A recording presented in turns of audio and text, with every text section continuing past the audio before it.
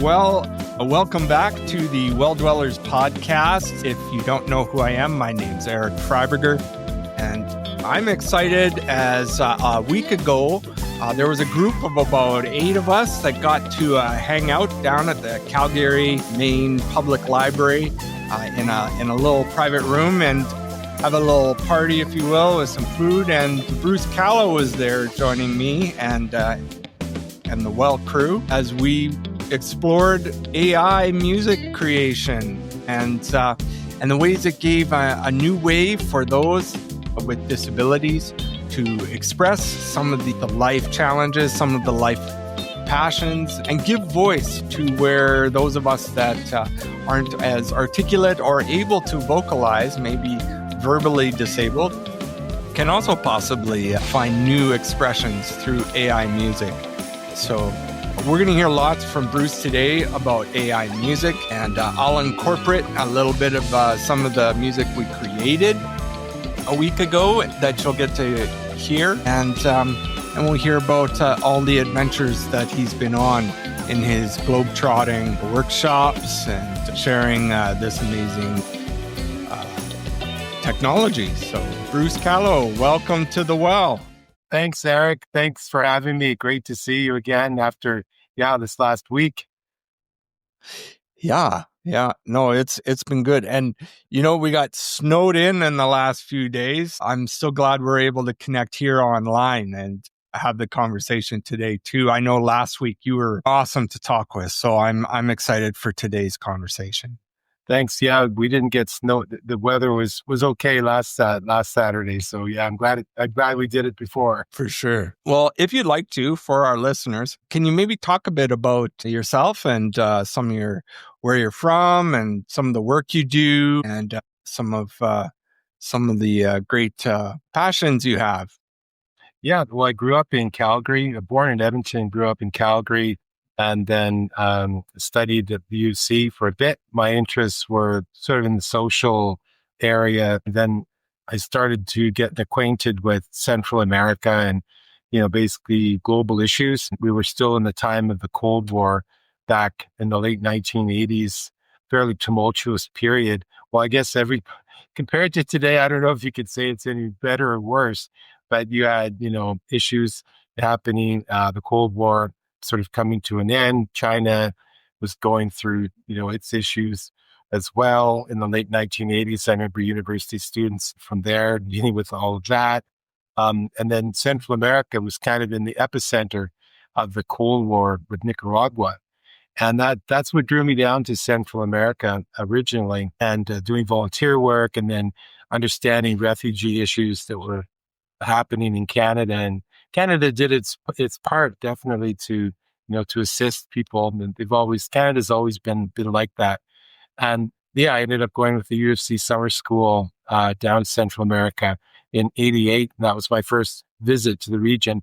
And then on a later trip, I ended up meeting a special lady, and we got married. And I settled down there around 1992, and not having planned to settle, it just sort of extended into 35 years or whatever it is now. I lost count. Right. Wow. So you've been down there for a while then. So yeah, I've been working mostly in, the education sector. And then I did a stint for about 10 years at the UK Embassy, public affairs and projects and stuff like that, with a focus on Nicaragua, which was always my passion. So I was able to dive back into that. And nowadays, I left the embassy back in 2013, came back to Calgary, did a year helping out at the Calgary Drop-In Center, and then went back to Costa Rica and been working freelance ever since. And so, I always try to find time for new activities and exploring new technologies and music. I didn't mention too much about my musical past, but that comes into play in what we're doing. For sure, I'm sure. Actually, I'd be interested in tell me more about your musical past. What's your history here with music? Well, I was in bands that were not super successful, but they achieved a relative level of success in the late 80s and early 90s. And we would be like playing opening for campuses, opening for fairly prominent bands at the time. And we were at the time, it was the scene where Jan Arden emerged from that. So there was a sort of an interesting energy around the early 90s. And we actually had the similar management for a period of time that Jan had, but Jan sprung from that scene. So we always like remember that with fondness, because like, yeah, one of our own made it to the top, right? Cool. And so then you play instruments and sing, or what? Yeah. Yeah, it was lead vocals and rhythm guitar basically. And my background was, in rock and even punk.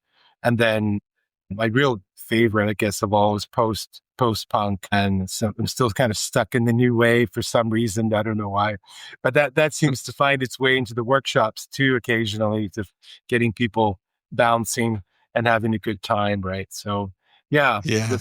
that's a bit, but I've always thought music was an important thing for expression and for social action. Like I've organized, like in the last 3 years, 4 or 5 benefit concerts for Ukraine, and we've done our best and managed to get more people interested. And this wasn't necessarily the amount of money you made in the concert, but like who was in the concert, and if they've got a good checkbook, then you can send everyone home early and, okay, you can go now. We got that guy showed up and he's got, donating $20,000, right? So yeah, luckily we were able to meet some wonderful people and with good hearts, right? Yeah. I didn't see any checkbooks at our gathering last week. Damn. Well, I have a bit of a history with music myself too, where as a kid I was playing piano a little bit, and I actually got into some of the classic piano music and stuff. Found it very meditative and encouraging. And my mother also played acoustic guitar in the church worship band, and was very talented. I remember that I was not to touch the guitar. Do not touch the guitar. But there's lots of great memories of sitting, in the living room while she practiced, and we'd be singing some of the songs that she was learning or practicing. And she liked some of that Jan Arden stuff too, actually. But and some of the she was a Bette Midler fan. But yeah, but yeah, and of course, campfire.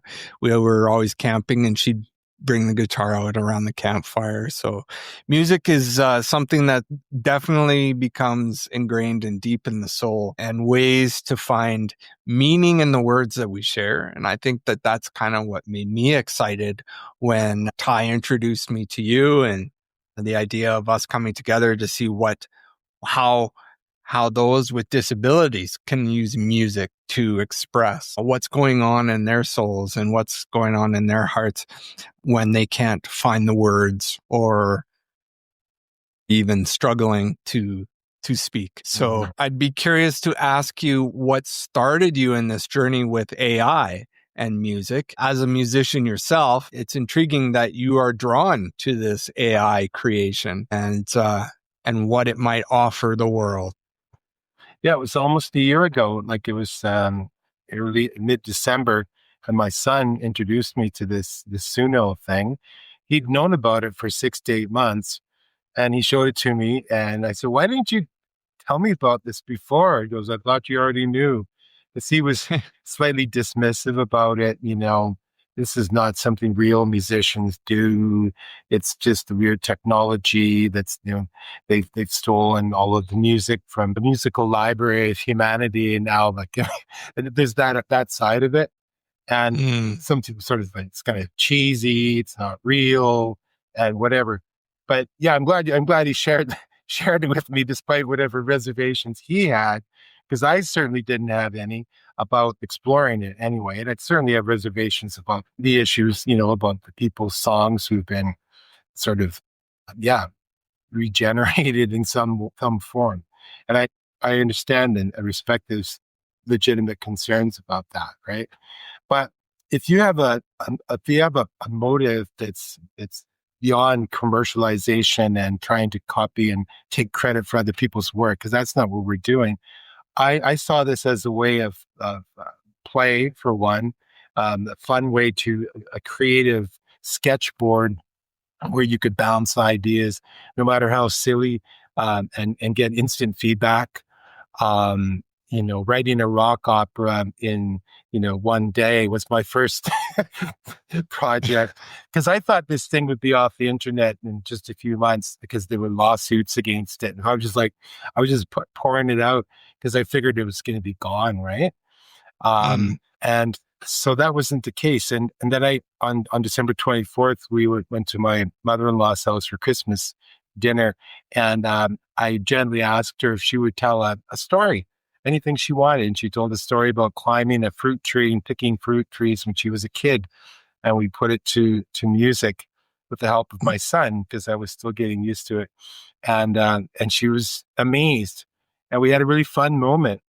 And then a little light bulb turned on and said, well, we got to try this out on a bigger scale here.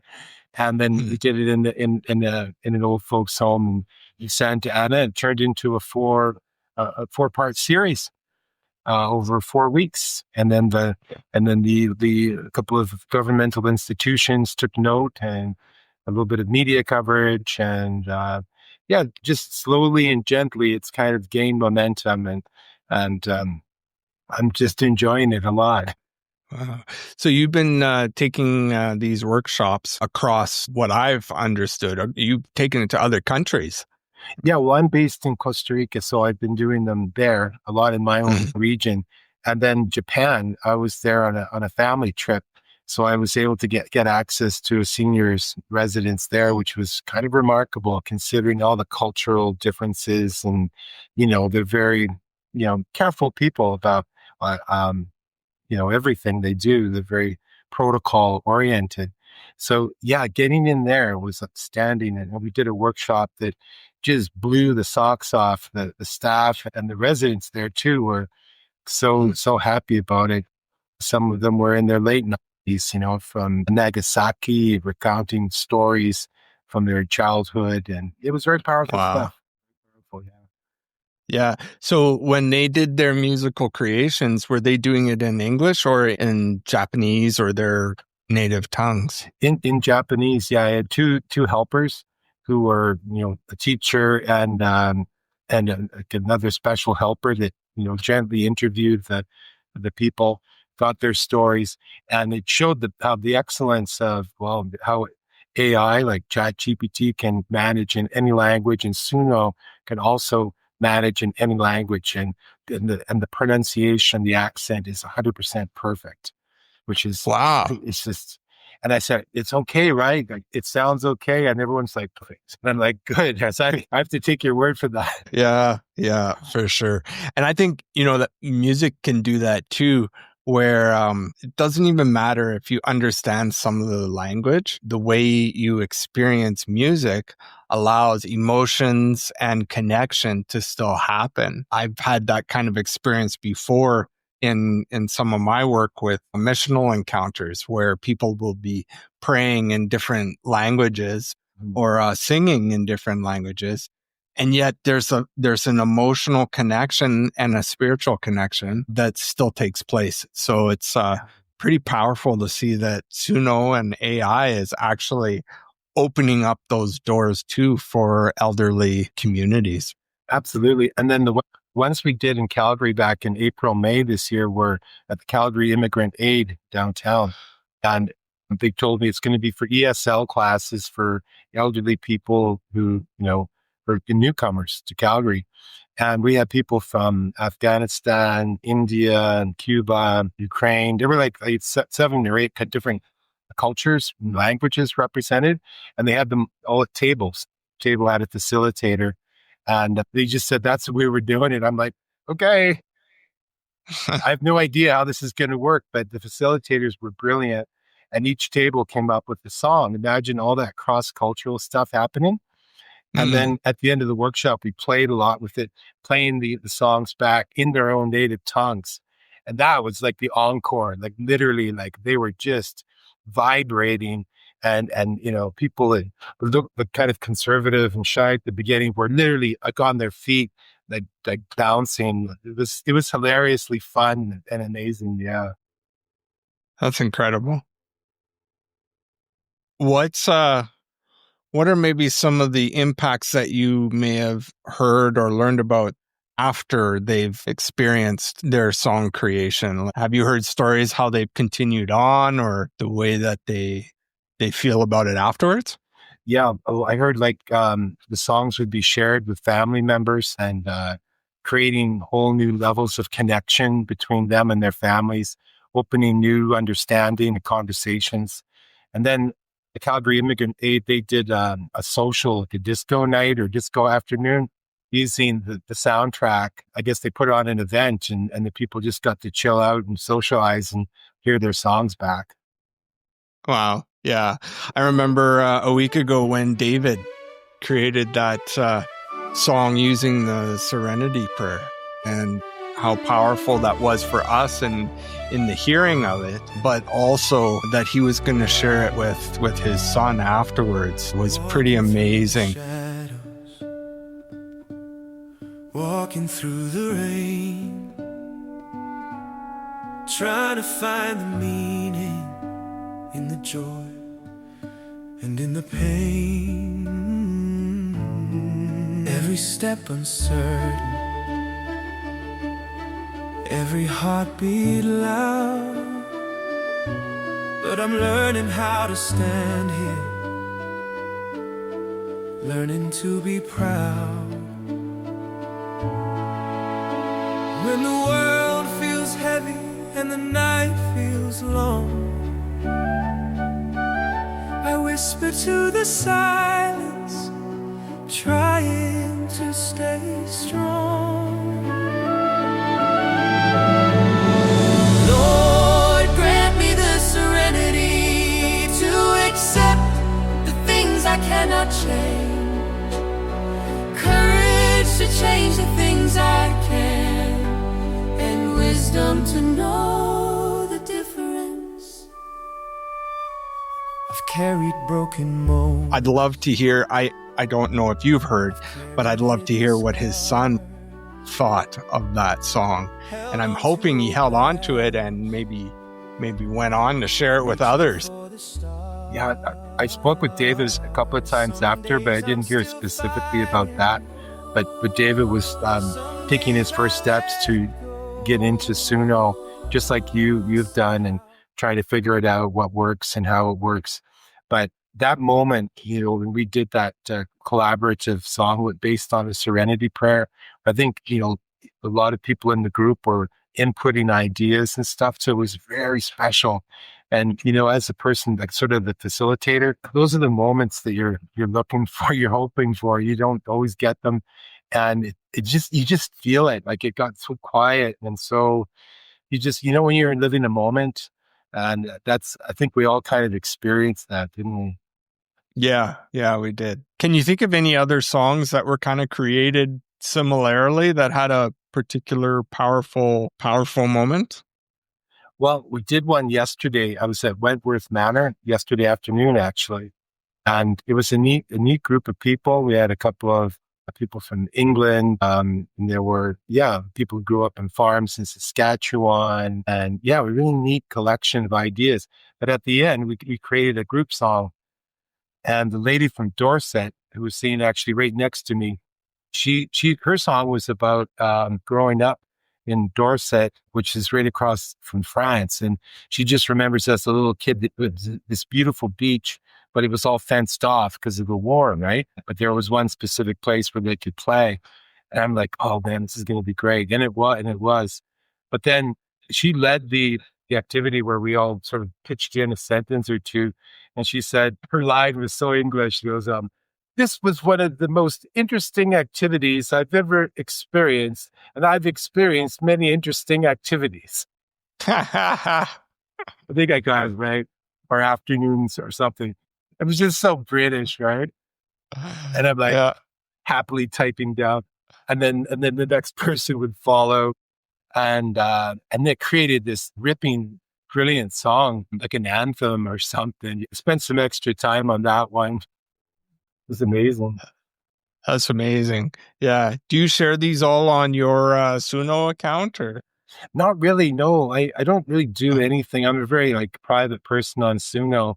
I'm not Oh, trying to be sort of the next Suno sensation. And plus for these people, I let them use it as their own, at their own, whatever, how they want to do it. Right. for sure. So it just, I'm happy to do it. Maybe, who knows, I'll have to restart rethinking that. But, I just actually did the playlist for yesterday's session this morning. And you know how that works when we were working together on our playlist. It's always fun for me the day after, give yourself an emotional break and then look at it more from the production side, right? Yeah, yeah, for sure. I've done lots of that myself. Yeah, I want to touch a bit too, because I know in a lot of my other conversations around AI, there is concern about the way it impacts human character, human dignity. As your son was expressing concerns there towards those who are involved in the music field. Professionally and creatively and so on. I was reading this morning in a book and it talked about in the past, we used to have a tongue-in-cheek rule, take pictures or make music, or it didn't happen. Mm-hmm. Now we live in a day where even if it didn't happen, there will be pictures, there will be music. It is nearly impossible for the average individual to discern between the real photo and the doctored AI photo. So I wondered if you might be able to touch a bit on some of the dangers to AI being used as a tool for expression by elderly or disabled, or anyone for that matter. Are there dangers there? I mean, I think it's when we do these workshops, we need to be sensitive to the power of music, right? Especially when we're hearing songs that are like, you're literally taking your idea and then turning it into a professional production that sounds identical or better than anything you'd hear on the radio or TV or whatever that would previously cost, thousands or tens of thousands of dollars. And it can have a powerful effect, and hopefully in the positive way. But I've seen a number of occasions where a person's brought to tears because it's triggering or they're remembering an extremely powerful moment. And if they just like read the text, they would just be like, but they're hearing it with the music. So I trust the people that are inviting me to do this, that they know they're people like that they know who are best suited to this. Because potentially this could be like could be really sad. Like say someone who had come from a war zone or a refugee from fleeing their country, and then you hear a song that's a beautiful song, but all of a sudden it triggers. That was the song I heard when someone found out was killed or whatever. Yeah. So I think we got to be aware of that for sure. From that point of view, I'm not sure if that touched on more the technology side of things, or did you have another area that you wanted to more explore on that, Eric? No, I think that's a very good point, is to recognize that we need to be emotionally prepared in creating certain music about our stories and lives, that it opens up areas that can not only bring healing, but potentially wounding too. So I think that's a good point. But I would love to hear too about some of the technology side of it too, I guess. I don't, I've taken a shine to Suno in getting to write some things and have music added to it because I can't play the music anymore. And as I joked with a friend the other day, I don't think you want to hear me sing this, but still, I think it's important to be honoring and respectful to those who are actually taking the painstaking steps of music creation, writing the actual musical notes, taking the steps to articulate their voice for certain songs, the creative craft behind it, as well as the legalities of it. And I just wondered what your thoughts were on how how we can be respectful to that community and that creation level, but also recognizing that AI has a certain power to it that shouldn't necessarily just be, as you thought might happen originally, thrown away with a sense of cheesiness or lack of creativity. Yeah, I think like young people introduced to these type of tools, they should equally be learning to play an instrument, like totally. We're gonna have a real big problem in the future if everyone just thinks that they can just plug into this type of thing, and it would be a tragedy. So it should be like 80% or 90% real instrument, real work, and then use this as you know as a sort of an icing on the cake if you're able to actually do that, right? There are people who are physically not able to play an instrument for different reasons. So this is a wonderful and fantastic liberating tool. But overall, like in society, I think it's really, really important that we focus too on the organic, the analog, as well as this. I mean, I'm 60 years old, so I've already experienced a lot of things and seen how the changes in technology to do with music and the whole music industry. It's been one big upheaval after another, since the internet, basically, right? And so now we're seeing an equally big revolution in terms of how music is going to be created, how it's going to be perceived, and probably soulized as well, right? So we're just at the beginning of something that's hard to really know, like where we're heading, right?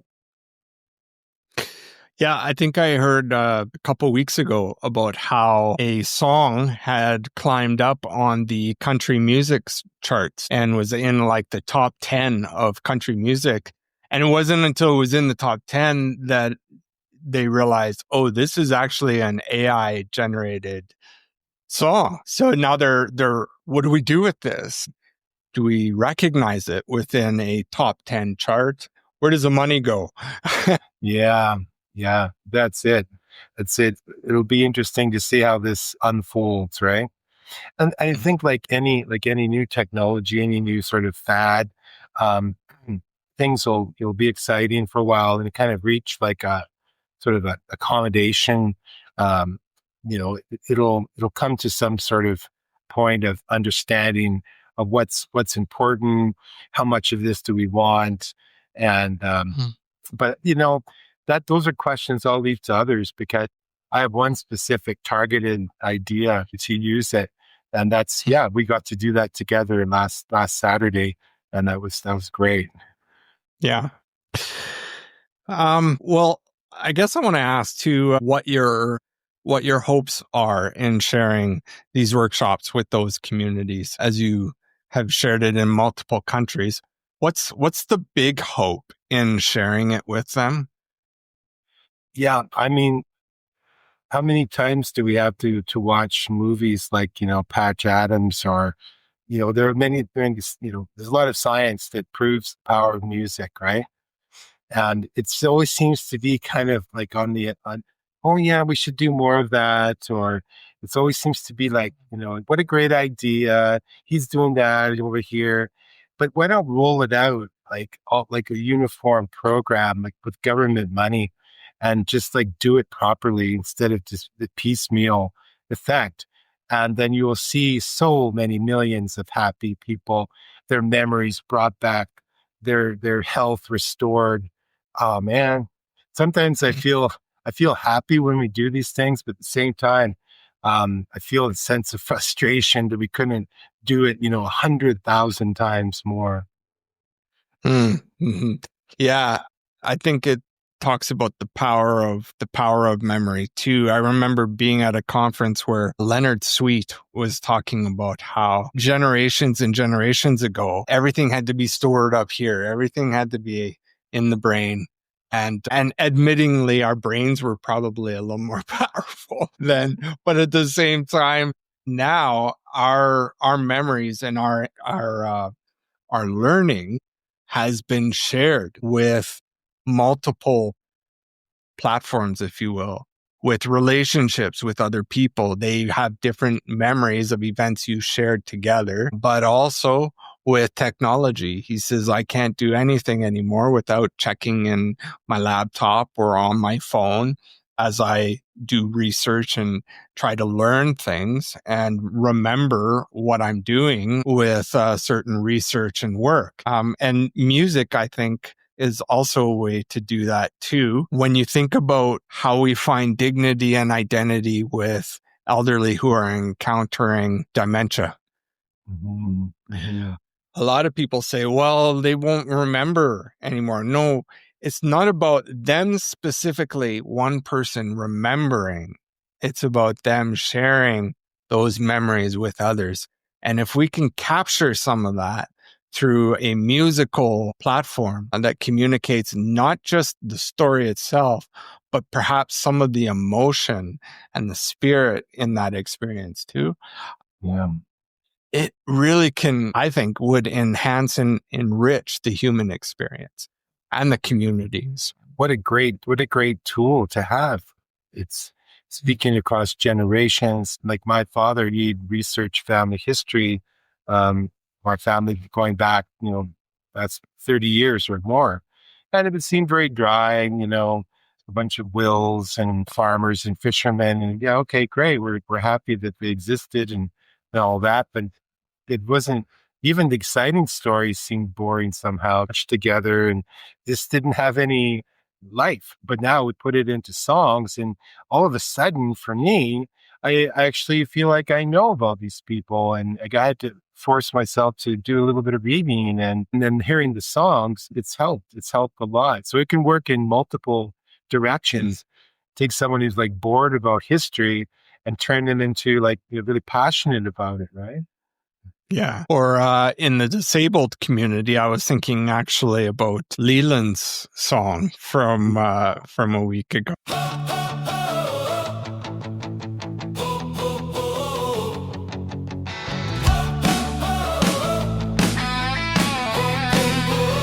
You need a beard, maybe me, crashing like thunder on your birthday beat. What's that sound?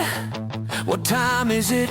The lights go down. Who's that coming through the smoke? Oh, oh, oh. Who's that ready to provoke? Oh, oh, oh. Ho, ho, ho. What about hockey? Hockey. Whoa, whoa, whoa, whoa, whoa. Ho, ho, ho. Skates hit the ice and everything's electric. Whoa, whoa, whoa. Whoa, whoa.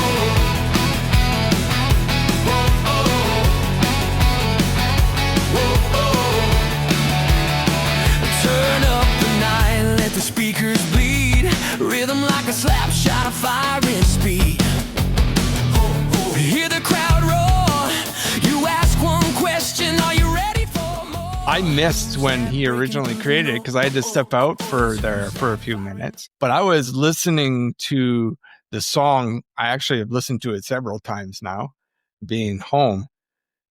Listening to the song and the way it expanded and went deeper into his character and identity using what I heard him say that day, his ho-ho-hos and the beard and stuff. And I'm listening to the song. I thought, wow, this is Leland entirely. And it gave so depth to, and my respect to Lee for the incredible creative way he sees the world and the passion he has for it. That was one of the powerful songs I thought from a week ago too. So no, it was incredible. And Ty does such a great job, helping him and encouraging him all the time. And he's able to help him articulate his ideas. Because I think Ty has cracked the code, obviously, with Leyland. But if you saw Leyland the first time, you wouldn't know what he was really saying or communicating. But you could really sense he was communicating very clearly. And then luckily we had the Suno app on the big screen there.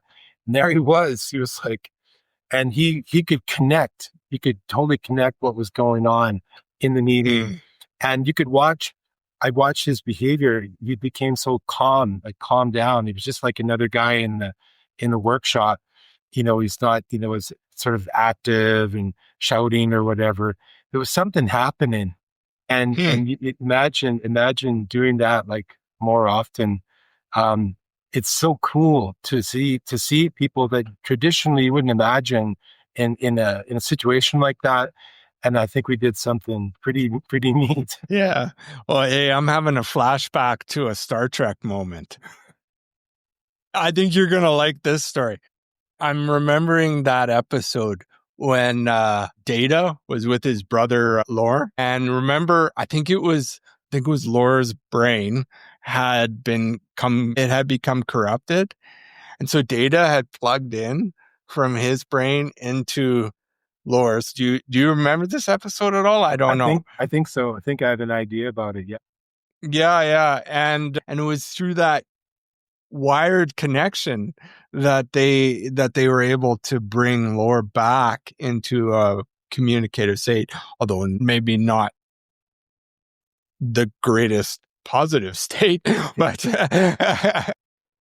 Lore is lore, right? Exactly.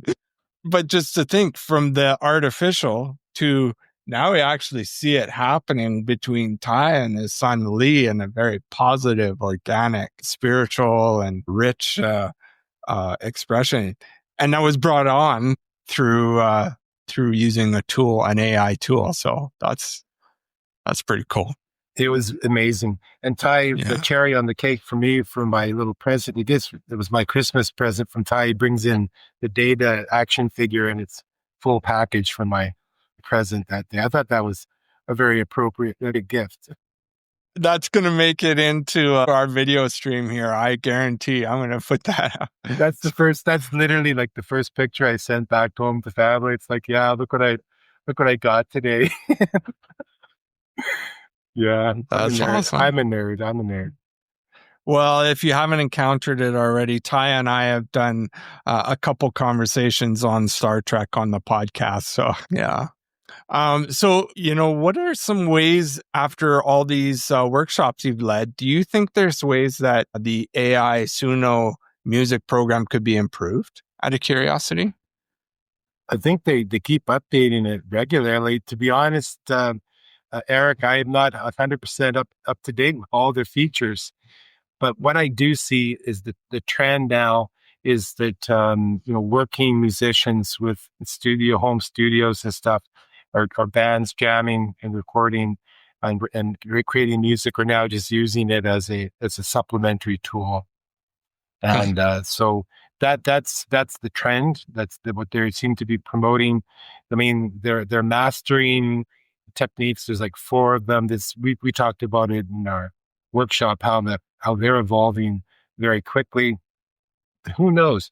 There could be ways to interface more with with people with special needs, right? Maybe there's other ways of doing it. Voice activated controls, so maybe blind people, or there's a number of things that could be done to help the interface with people with special needs. That would be an interesting thing to explore. Maybe our listeners might have a few ideas they can drop in the comments as to their thoughts. So you are preparing to return home, I understand, to much warmer weather. On Monday there. Yeah. What are you working on now? Or is there anything new that you've got on the horizons for what you're working towards? Yeah, well, it's a thing on the back burner, a reboot of the film project that I was involved in back in like 2009 to 2012 period. It was called Odyssey 2050, and it was a climate change multimedia project that I did when I was working at the UK Embassy, and it had a really positive impact on just generating conversations and sort of awareness and activism amongst young people on the issue of climate change. It was like a movie, but it had like documentary elements that people would send us based on their ideas of what they were doing to, help protect the world and build a better future. And the whole issue of climate change is where we're in the middle of suffering. Well, not the middle, but we're seeing how serious this is. But at the same time, many of the powers that be are just ignoring it and saying, well, that's not really a thing. So I thought it would be a good idea to try to bring back that movement. So yeah, I got back in touch with a number of people. David Swan was one of them, actually, back in the day. He was one of our sort of Alberta team members. And we've got this like a think tank in the works. And the old film teams, they're creating new footage. And we'll be doing a new version of the film shortly. So that's going to percolate for a while, Eric. Probably a good 6 months before I have something more solid. I'm just getting the team back together, like in the Blues Brothers when we're on a mission from God. Remember when they got the band back together? All right, that's cool. Yeah. Well, before we close, I just want to ask: is there any way our listeners can learn more about you or get to see more of the work you're doing through online or getting hold of you some way if you wish? Or how can our listeners learn more about you? Yeah, if it's okay, if that could be through you. I have a pretty limited social media presence these days, but I'm happy to talk with anyone who'd like to, do a workshop or just, talk about Suno or any of the things that we've discussed. Happy to help. But yeah, if anyone wants to maybe get in touch through you and if you can pass them on, that would be great. Awesome. Bruce, thanks so much for joining me here at the Well Dwellers podcast and sharing a bit of our experiences in AI music last week, as well as some of the things you've learned across the globe. I really appreciate you sharing today. No, thanks so much to you, Eric. And last week was phenomenal. For me, it was a whole new territory. It brought about a lot of like rethinking about just the basics of what life is, what's getting around like for people, and so many things that, people take for granted on a day-to-day basis that, disabled people, they have to deal with a lot of stuff. I think we could all be a lot more, show a lot more empathy and not sympathy, but just basic common sense about helping your brother and just being a good neighbor. And, it could be any of us, right? So let's just be aware of stuff like that. You helped me become more aware, so thank you for that. Awesome, thank you.